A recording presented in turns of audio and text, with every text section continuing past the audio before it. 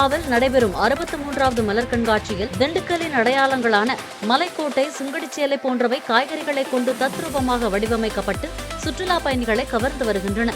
பூசணி, கேரட் உள்ளிட்ட காய்கறி உருவங்களுடன் பயணிகள் செல்ஃபி எடுத்து மகிழும் வேளையில் கடந்த ஆண்டை காட்டிலும் இந்த ஆண்டு கண்காட்சிக்கு சுற்றுலா பயணிகளின் வருகை சற்று குறைந்துள்ளது குறிப்பிடத்தக்கது.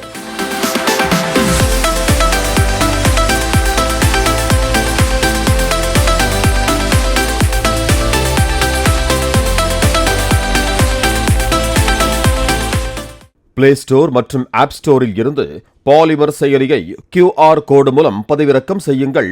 செய்திகளை உடனுக்குடன் பெறுங்கள்.